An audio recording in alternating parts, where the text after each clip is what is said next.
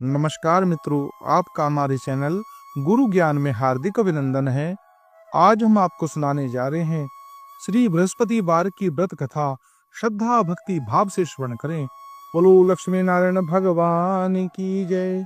प्राचीन काल में एक महाप्रतापी राजा और दानी राजा राज्य करता था। वह नित्य गरीबों का और ब्राह्मणों की सहायता करता था। यह बात उनकी रानियों को अच्छी नहीं लगती थी। वह ना तो गरीबों को दान देती, ना ही भगवान का पूजन करती थी और राजा को भी दान देने से मना किया करती थी। एक दिन राजा शिकार खेलने वन को गया हुआ था तो रानी महल में अकेली थी। उसी समय बृहस्पति देव साधु वेश में राजा के महल में भिक्षा के लिए गए और भिक्षा मांगी। रानी ने भिक्षा देने से इनकार किया और कहा, हे साधु महाराज, मैं तो दान पुण्य से तंग आ गई हूँ। मेरा पति सारा धन लुटाते रहते हैं। मेरी इच्छा है कि हमारा धन नष्ट हो जाए, फिर ना रहेगा बांस ना बजेगी बांसुरी। साधु ने कहा, देवी तुम तो बड़ी विचित्र हो। धन संतान तो सभी चाहते हैं, पुत्र और लक्ष्मी तो पापी के घर में भी होनी चाहिए। यदि तुम्हारे पास अधिक है धन है तो भूखों को भोजन दो, प्यासों के लिए प्याऊ बनवाओ, मुसाफिरों के लिए धर्मशाले बनवाओ और जो निर्धन अपनी कुमारी कन्याओं का विवाह नहीं कर सकते उनकी कन्याओं का विवाह करवा दो। ऐसे कई काम हैं जिनके करने से तुम्हारा यश तीनों लोकों में परलोकों में फैलेगा। परंतु रानी पर उपदेश का कोई प्रभाव न पड़ा। वह बोली, महाराज आप मुझे कुछ न समझाए, मैं ऐसा धन नहीं चाहती जो हर जगह बांटती फिरूं। साधु ने उत्तर दिया, यदि तुम्हारी ऐसी ही इच्छा है तो तथास्तु, तुम ऐसा ही करना। बृहस्पतिवार को घर लीप कर पीली मिट्टी से अपना सिर धोकर स्नान करना, मिट्टी चढ़ाकर कपड़े धोना। ऐसा करने से आपका सारा धन नष्ट हो जाएगा। इतना कहकर वह साधु महाराज वहां से आलोप हो गए। साधु के अनुसार कई बातों को पूरा करते हुए रानी को केवल 3 बृहस्पतिवार ही बीते थे। उसकी समस्त धन संपत्ति नष्ट हो गई। भोजन के लिए राजा का परिवार तरसने लगा। तब एक दिन राजा ने रानी से बोला कि हे रानी, तुम यहीं रहो, मैं दूसरे देश जाता हूँ, क्योंकि यहाँ पर सभी लोग मुझे जानते हैं, इसलिए मैं कोई छोटा कार्य नहीं कर सकता। ऐसा कहकर राजा प्रदेश चला गया। वहाँ वह जंगल से लकड़ी काट कर लाता और शहर में बेचता। इस तरह वह अपना जीवन व्यतीत करने लगा। इधर राजा के प्रदेश जाते ही रानी और दासी दुखी रहने लगी।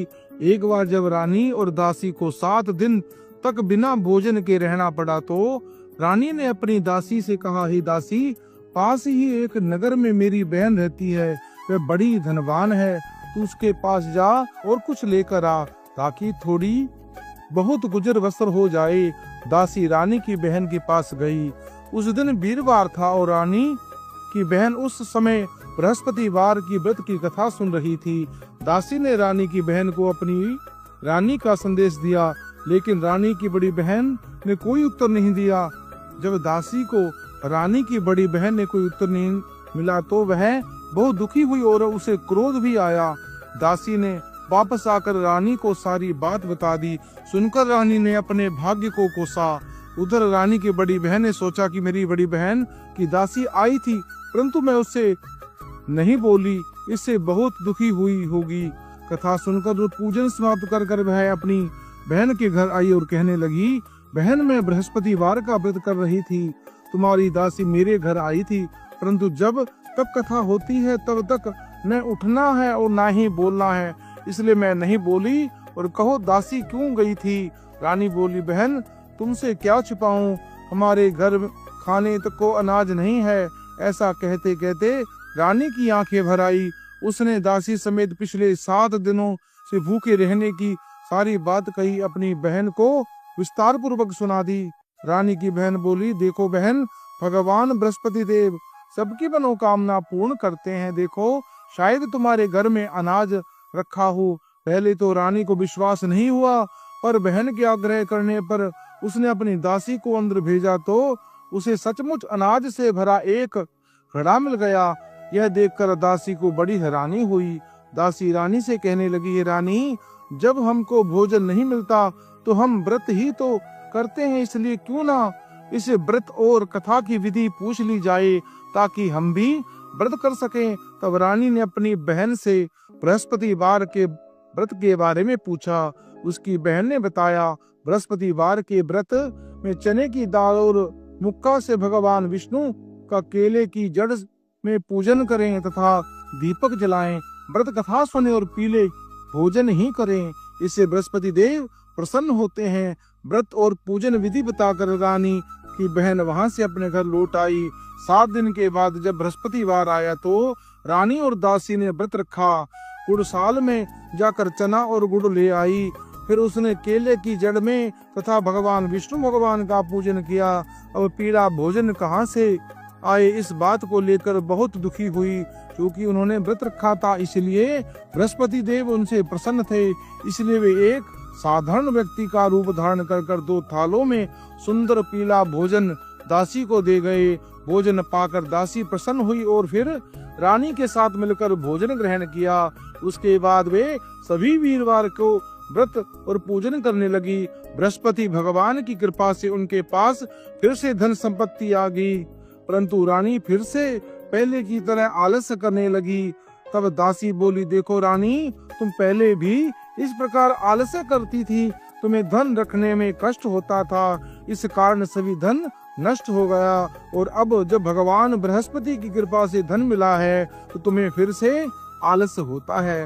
रानी को समझाते हुए दासी कहती है कि बड़ी मुसीबत के बाद हमने यह धन पाया है, इसलिए हमें दान पुण्य करना चाहिए, भूखे मनुष्य को भोजन कराना चाहिए और धन को शुभ कार्यों में खर्च करना चाहिए, जिससे तुम्हारे कुल का यश बढ़ेगा, स्वर्ग की प्राप्ति होगी, पितृ प्रसन्न होंगे। दासी की बात मानकर रानी अपना धन शुभ कार्यों में खर्च करने लगी, जिससे पूरे नगर में उसका यश फैला। बृहस्पतिवार के व्रत के बाद श्रद्धा के साथ आरती करनी चाहिए। उसके बाद प्रसाद बांटकर उसे ग्रहण करना चाहिए। एक दिन राजा दुखी होकर जंगल में एक पेड़ के नीचे आसन जमाकर बैठ गया। वहां अपनी दशा को याद कर व्याकुल होने लगा। बृहस्पतिवार का दिन था। एकाएक उसने देखा कि निर्जन वन में एक साधु प्रकट हुआ है। वह साधु वेश में स्वयं बृहस्पति देवता थे। लकड़हारे के सामने आकर बोले, लकड़हारे, इस सुनसान जंगल में तू चिंता मगन क्यों बैठा है? लकड़हारे ने दोनों हाथ जोड़कर प्रणाम किया और उत्तर दिया, महात्मा जी, आप सब जानते हैं मैं क्या कहूँ। यह कहकर रोने लगा और साधु को अपनी आत्मकथा सुनाई। महात्मा जी ने कहा, तुम्हारी स्त्री ने बृहस्पतिवार के दिन बृहस्पति भगवान का निरादर किया था, इसके कारण रुष्ट होकर उन्होंने तुम्हारी यह दशा कर दी है। अब तुम चिंता को दूर कर मेरे कहने पर चलो तो तुम्हारे सब कष्ट दूर हो जाएंगे और भगवान पहले से भी अधिक संपत्ति देंगे। तुम बृहस्पति के दिन कथा किया करो। 2 पैसे के चने मुक्का लाकर उसका प्रसाद बनाओ और शुद्ध जल से लोटे में शक्कर मिलाकर अमृत तैयार करो। कथा के पश्चात अपने सारे परिवार और सुनने वाले प्रेमियों को अमृत व प्रसाद बांटकर आप भी ग्रहण करो। ऐसा करने से भगवान तुम्हारी सब मनोकामनाएं पूरी करेंगे। साधु के ऐसे वचन सुनकर लकड़हारा बोला, हे प्रभु, मुझे लकड़ी बेचकर जितना पैसा नहीं मिलता जिससे भोजन के उपरांत कुछ बचा सकूं, मैंने रात्रि में अपनी स्त्री को व्याकुल देखा था। मेरे पास तो कुछ भी नहीं है जिससे मैं उसकी खबर मांग सकूं। साधु ने कहा, हे लकड़हारे, तुम किसी बात की चिंता मत करो। बृहस्पति के दिन तुम रोजाना की तरह लकड़ियां लेकर शहर जाओ। तुमको रोज से दुगना धन प्राप्त होगा, जिससे तुम भली भांति भोजन कर लोगे तथा बृहस्पति देव की पूजा का सामान भी आ जाएगा। इतना कहकर साधु अंतर ध्यान हो गए। धीरे धीरे समय व्यतीत होने पर फिर वही बृहस्पतिवार दिन आया। लकड़हारा जंगल से लकड़ी काट कर किसी शहर में बेचने गया। उसे उस दिन और दिन से भी अधिक पैसा प्राप्त हुआ। राजा ने चना गुड़ आदि लाकर गुरुवार का व्रत किया। उस दिन से उसके सभी क्लेश दूर हो गए। परंतु जब वह दोबारा गुरुवार का दिन आया तो बृहस्पतिवार का व्रत करना भूल गया। इस कारण बृहस्पति देव भगवान नाराज हो गए। उस दिन उस नगर के राजा ने विशाल यज्ञ का आयोजन किया तथा शहर में यह घोषणा कर दी कि कोई भी मनुष्य अपने घर में भोजन न बनाए न आग जलाए। समस्त जनता मेरे यहाँ भोजन करने आवे। इस आज्ञा को जो नहीं मानेगा उसे फांसी की सजा दी जाएगी। इस तरह की घोषणा संपूर्ण नगर में करवा दी थी। राजा की आज्ञा के अनुसार शहर के सभी लोग भोजन करने गए, लेकिन लकड़हारा कुछ देर से वहां पहुंचा, इसलिए राजा ने उसको अपने साथ घर ले आए और ले जाकर भोजन करा रहे थे तो रानी की दृष्टि उस खूंटी पर पड़ी जिसका उसका हार लटका हुआ था। वह वहां पर दिखाई नहीं दिया। रानी ने निश्चय किया कि मेरा हार इस मनुष्य ने चुरा लिया है। उसी समय सिपाहियों को बुलाकर उसको कारागार में डलवा दिया। जब लकड़हारा कारागार में पड़ा गया और बहुत दुखी होकर विचार करने लगा कि जाने कौन से पूर्व जन्म के कर्म से मुझे यह दुख प्राप्त हुआ, और साधु को याद करने लगा जो जंगल में मिला था।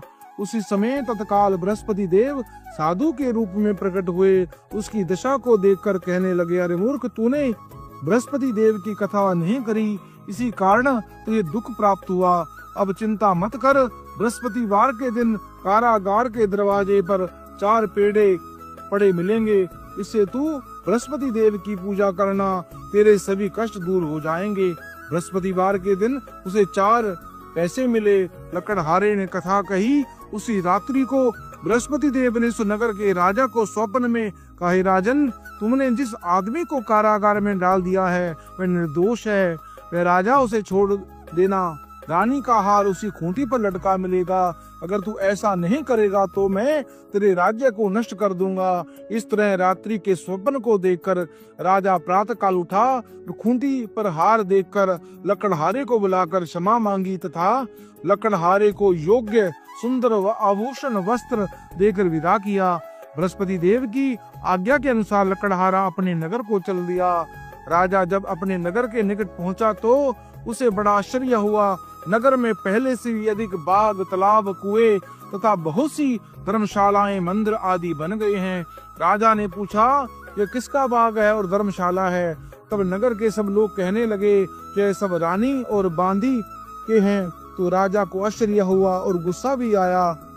जब रानी ने यह खबर सुनी कि राजा आ रहे हैं तो उन्होंने बांदी से कहा, दासी, देख, राजा हमको कितनी बुरी हालत में छोड़ गया था। हमारी ऐसी हालत देखकर वह लौट ना जाए, इसलिए तू दरवाजे पर खड़ी हो जा। आज्ञा के अनुसार दासी दरवाजे पर खड़ी हो गई। राजा आया तो उन्हें अपने साथ लिवा लाई। तब राजा ने क्रोध कर अपनी रानी से पूछा, यह धन तुम्हें किससे प्राप्त हुआ है? तब उन्होंने कहा, हमें यह सब धन बृहस्पति देव के इस व्रत के प्रभाव से प्राप्त हुआ। राजा ने निश्चय किया कि 7 रोज के बाद जो सभी बृहस्पति देव का पूजन करेंगे, परंतु मैं प्रतिदिन में 3 बार कहानी तथा रोज व्रत किया करूंगा। अब इस समय राजा ने दुपट्टे में चने की दाल बांधी रहती है तथा 3 दिन बार वह कहानी सुनता है। एक रोज राजा ने विचार किया कि चलो अपनी बहन के यहाँ हो आवे। इस तरह निश्चय कर राजा घोड़े पर सवार होकर अपनी बहन के यहाँ चलने लगा। मार्ग में उसने देखा कि कुछ आदमी एक मुर्दे को लिए जा रहे हैं। उन्हें देखकर राजा कहने लगा, अरे भाइयों, मेरी बृहस्पति देव की कथा सुन लो। वे बोले, हमारा तो आदमी मर गया, इसको अपनी कथा की पड़ी है। परंतु कुछ आदमी बोले, अच्छा है, हम तुम्हारी कथा भी सुनेंगे। राजा ने दाल निकाली और जब कथा आधी हुई तो मुर्दा हिलने लगा, और जब कथा समाप्त हो गई तो राम राम कर मनुष्य उठकर खड़ा हो गया। आगे मार्ग पर उसे एक किसान खेत में हल चलाता मिला। राजा ने उसे देखकर उसे बोले, अरे भैया, तू मेरी बृहस्पतिवार की कथा सुन ले। किसान बोला, जब तक मैं तेरी कथा सुनूंगा तब तक 4 हराए जोत लूंगा। जा अपनी कथा किसी और को सुना। इस तरह राजा आगे चलने लगा। राजा के हटते ही बैल पहाड़ खाकर गिर पड़ा। तब किसान के बेटे पेट में बड़ी जोर से दर्द हुआ। उस समय उसकी माँ रोटी लेकर आई थी। उसने जब देखा कि उसका पुत्र से सब हाल पूछा और बेटे ने सभी हाल कह सुनाया, तो बुढ़िया दौड़ी दौड़ी उस घुड़सवार के पास आई। उससे बोली कि मैं तेरी कथा सुनूंगी, तू अपनी कथा मेरे खेत में चलकर ही कहना। राजा ने बुढ़िया के खेत में जाकर कथा कही। इसके सुनते ही वह बैल उठ खड़ा हुआ। तब किसान के पेट का दर्द भी बंद हो गया। राजा अपनी बहन के घर पहुंचा। बहन ने भाई की खूब मेहमानी की। दूसरे रोज प्रातः का राजा जगा तो वह देखने लगा कि सब लोग भोजन कर रहे हैं। राजा ने अपनी बहन से कहा, ऐसा कोई मनुष्य है जिसने भोजन ना किया हो, मेरी बृहस्पतिवार की कथा सुन ले। बहन बोली, हे भैया, ये देश ऐसा है कि पहले यहाँ लोग भोजन करते हैं, बाद में अन्य काम करते हैं। अगर कोई पड़ोस में हो तो देख आऊं। वह ऐसा कहकर देखने चली गई, परंतु उसे कोई ऐसा व्यक्ति नहीं मिला जिसने भोजन न किया हो। अतः वह एक कुम्हार के घर गई जिसका लड़का बीमार था। उसे मालूम हुआ कि उनके यहाँ 3 रोज से किसी ने भोजन नहीं किया। रानी ने अपने भाई की कथा सुनने के लिए कुम्हार से यहाँ तैयार कर लिया। राजा ने आकर बृहस्पतिवार की कथा कही, इसको सुनकर उसका लड़का ठीक हो गया। अब तो राजा की प्रशंसा होने लगी। हर रोज अपनी बहन के यहाँ की, हे बहन, हम अपने घर को जाएंगे, तुम भी तैयार हो जाओ। राजा की बहन ने अपनी सास से कहा। सास ने कहा, हाँ चली जा, परंतु अपने लड़के को मत ले जाना, क्योंकि तेरे भाई को कोई औलाद नहीं है। बहन ने अपने भैया से कहा, भैया मैं तो चलूंगी पर कोई बालक नहीं जाएगा। राजा बोला, जब कोई बालक नहीं चलेगा तब तुम ही क्या करोगी। बड़े दुखी मन से राजा अपने नगर को लौट आया। राजा ने अपनी रानी से कहा, निर्वंशी हमारा मुंह देखने का धर्म नहीं है और कुछ भोजन आदि नहीं किया। रानी बोली, हे प्रभु, बृहस्पति देव ने हमें सब कुछ दिया है, हम औलाद भी अवश्य देंगे। उसी रात को बृहस्पति देव ने राजा को स्वप्न में कहा, हे राजन, उठो, सभी सोच त्याग दे, तेरी रानी गर्भ से है। राजा की यह बात सुनकर बड़ी खुशी हुई। 9वें महीने में उसके घर सुंदर पुत्र पैदा हुआ। तब राजा बोला, हे रानी, स्त्री बिना भोजन रह सकती है पर बिना कहे नहीं रह सकती। जब तेरी बहन आवे तुम उससे कुछ मत कहना। रानी ने सुनकर हाँ कर दिया। जब राजा की बहन ने यह शुभ समाचार सुना तो वह बहुत खुशी हुई तथा बधाई लेकर अपने भाई के यहाँ आई। तभी रानी ने कहा, घोड़ा चढ़कर तो नहीं आई, गधा चढ़कर आई है। राजा की बहन बोली, भाभी, मैं इस प्रकार कहती हूँ तो तुम्हें औलाद कैसे मिलती। बृहस्पति देव ऐसे ही हैं, जिनके घर में कामनाएं हैं वे सभी पूर्ण करते हैं। भगवान बृहस्पति देव उन सब की सदैव रक्षा करते हैं। संसार में जो मनुष्य सद्भावना से भगवान का पूजन व्रत सच्चे हृदय से करते हैं, सभी मनोकामनाएं पूर्ण करते हैं। जैसे सच्ची भावना से रानी और राजा ने उनकी कथा का गुणगान किया तो उसकी सभी इच्छाएं बृहस्पति देव जी ने पूर्ण की। इसलिए पूर्ण कथा सुनने के बाद प्रसाद लेकर जाना चाहिए। हृदय से उनका मनन करते हुए जयकारा बोलना चाहिए। बोलो बृहस्पति भगवान की जय, भगवान विष्णु की जय। सुनिए दूसरी कथा। प्राचीन काल में एक ब्राह्मण रहता था। वह बहुत निर्धन था, उसके कोई संतान नहीं थी। उसकी स्त्री बहुत ही मलिनता के साथ रहती थी। वह स्नान करती नहीं थी, किसी देवता का पूजन नहीं करती थी, जिससे ब्राह्मण देवता बड़े दुखी थे। बेचारे बहुत कुछ कहते थे किंतु उनका कुछ भी परिणाम नहीं निकलता था। भगवान की कृपा से ब्राह्मण की स्त्री के कन्या रूपी रत्न पैदा हुई। कन्या बड़ी होने पर प्रातः काल स्नान कर कर भगवान विष्णु का जाप व बृहस्पतिवार का व्रत करने लगी। अपने पूजन पाठ को समाप्त कर कर विद्यालय जाती तो अपनी मुट्ठी में जौ भरकर ले जाती और पाठशाला के मार्ग में डाल जाती थी। तब जो स्वर्ण के हो जाते, लौटते समय उसे बीन कर वह घर ले आती। एक दिन वह बालिका सूप में उस सोने के जौ को काट कर साफ कर रही थी कि उसके पिता ने देख लिया और कहा, ए बेटी, सोने के जौ के लिए सोने का सूप होना चाहिए। दूसरे दिन बृहस्पतिवार था। इस कन्या ने व्रत रखा और बृहस्पति देव से प्रार्थना कर कर कहा, मैंने आपकी पूजा सच्चे मन से की है, मेरे लिए सोने का सूप दें। बृहस्पतिवार ने से उनकी प्रार्थना स्वीकार कर ली। रोजाना की तरह वह कन्या जौ फैलाती हुई जाने लगी। जब लौटकर जो वो करती तो बृहस्पति देव की कृपा से सोने का सूप मिला। उसे घर ले आई, जिससे जौ साफ करने लगी तो परंतु उसकी माँ का वही ढंग रहा। एक दिन की बात है, वह कन्या सूप के सोप जो साफ कर रही थी। उस समय उस शहर का राजा का पुत्र वहां होकर निकला। इस कन्या के रूप और कार्य को देखकर मोहित हो गया तथा उसने अपने घर आकर भोजन तथा जल का त्याग कर उदास होकर लेट गया। राजा की इस बात का पता लगा तो वह प्रधानमंत्री के साथ उसके पास गया और बोला, हे बेटा, तुम्हें किस बात का कष्ट है? किसी ने अपमान किया है अथवा और कारण है? सो कहो, मैं वही कार्य करूंगा जिससे तुम्हें प्रसन्नता होगी। अपने पिता के राजकुमार की बातें सुनी तो वह बोला, मुझे आपकी कृपा से किसी बात का दुख नहीं है। किसी ने मेरा अपमान नहीं किया, परंतु मैं उस लड़की से विवाह करना चाहता हूँ जो सोने के सूप में जो साफ कर रही थी। यह सुनकर राजा आश्चर्य में पड़ गया और बोला, हे बेटा, इस तरह की कन्या का पता तुम ही लगाओ, मैं तुम्हें तेरा साथ विवाह करवा दूंगा। राजकुमार उस लड़की के घर का पता लगाया। तब मंत्री उस लड़की के घर गया और ब्राह्मण देवता को सभी हाल बताया। ब्राह्मण देवता राजकुमार के साथ अपनी कन्या का विवाह करने के लिए तैयार हो गया तथा विधि विधान के अनुसार ब्राह्मण की कन्या का विवाह राजकुमार के साथ हो गया। कन्या के घर से जाते ही पहले की भांति ब्राह्मण देवता के घर में गरीबी का निवास हो गया। तो भोजन के लिए भी अन्न बड़ी मुश्किल से मिलता था। एक दिन दुखी होकर ब्राह्मण देवता अपनी पुत्री के पास गया। बेटी ने पिता की दुखी अवस्था को देखा और अपनी माँ का हाल पूछा। तब ब्राह्मण ने सभी हाल कहा। कन्या ने बहुत सा धन देकर अपने पिता को विदा कर दिया। इस तरह ब्राह्मण का कुछ समय तो सुखपूर्वक व्यतीत हुआ। कुछ दिन के बाद फिर वही हाल हो गया।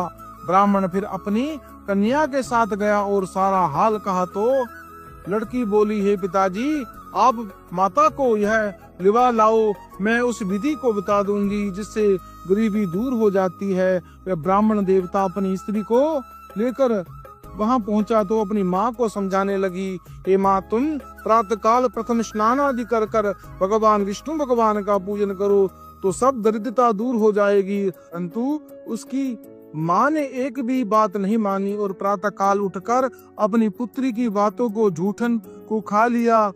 उसकी पुत्री को बहुत गुस्सा आया।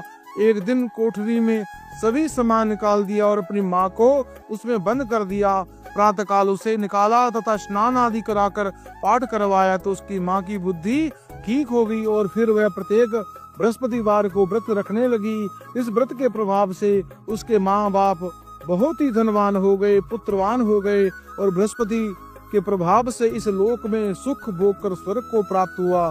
सब लोग बोलो भगवान विष्णु की जय, बोलो बृहस्पति भगवान की जय। मित्रों, इस पवित्र कथा को आप अपने इष्ट मित्रों को शेयर करें, पुण्य के भागी बने। हमारे चैनल को सब्सक्राइब करें, लाइक करें और कमेंट बॉक्स में तो बृहस्पति देव भगवान की जय, लक्ष्मी नारायण भगवान की जय।